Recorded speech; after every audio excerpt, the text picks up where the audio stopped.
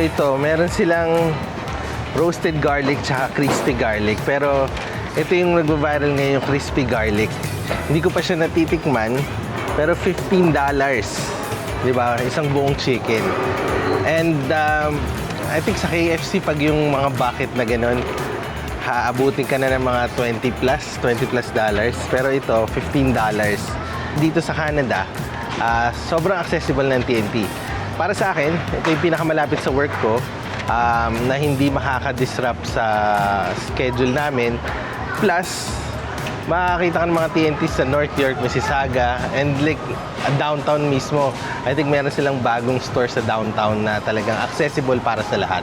Pero pag mag-grocery ka rin sa iba, may certain mga TNT na katulad sa may promenade, meron silang talagang Filipino section.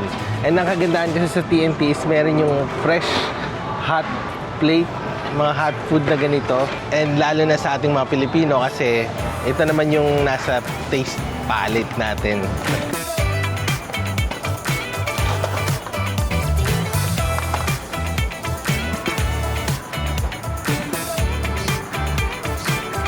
Meron din kasi ako experience sa KFC dati. Doon ako nagtrabaho for almost 7 years, mga ganon. $15 na to. Since alam ko magluto ng chicken, alam ko yung crispy, titikman pa lang natin.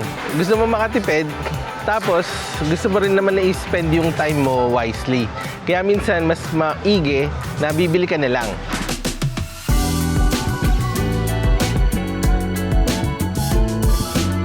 Yung mga 1 pound ng chicken drumstick is 5 piece. Pinakamagandang way talaga is ikaw yung magluluto.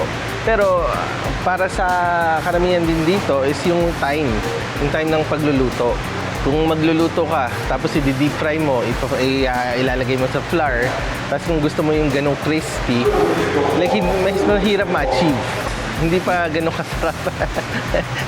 Pwede mo rin naman gawin air fryer, pero hindi siya parehas eh. Hindi siya parehas ng pagka-crispy talaga ng pag-deep fry mo. And parang dinred mo ng twice. Kasi minsan ang hinahanap mo is hindi lang yung savings, minsan yung lasa talaga. Yung lasa, yung experience, and masasarapan yung buong pamilya mo.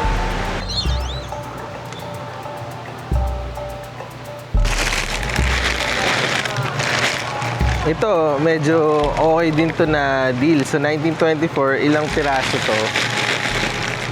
Diba? Kasi parang pumapatak pag bumili ka ngayon sa Popeyes na $1 na yung isang chicken wing.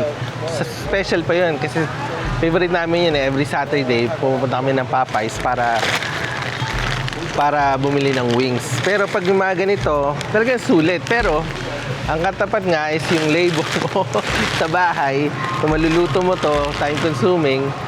Pero mas mura ka talaga pag mag-grocery ka ng ganito.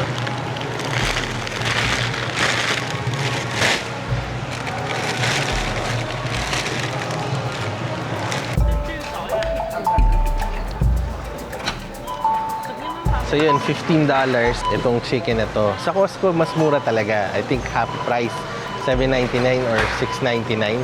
Para sa amin, yung gusto talaga nila is yung crispy, yung parang Jollibee nga or Popeyes na taste. So, bibili ako dun minsan sa Costco, pero hindi naman kinakain. So, walang point na bumili ng ganun. Pero makakatipid ka. So yun, murang-mura, $15, tapos buong chicken na to. And dito kasi sa TNT by bandang 2:00, minsan ubos na to. So kaya kailangan agahan nyo, para makuha nyo. Kasi sumisikat na siya, nagva-viral na siya. Kaya kailangan unahan.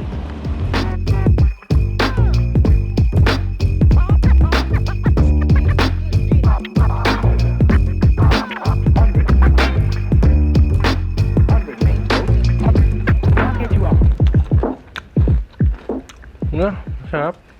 Yeah, so sulit yung $15 kasi isang buong chicken, 'di ba? So, dalawang legs, dalawang wings, dalawang thighs, dalawang ribs, tas breast. So, ilang pieces na kagad yun. Tapos yung breast pa, yung mga hindi nakakain, yung mga maliliit, gawin yung sopas or something after. Or gawin yung chicken sandwich.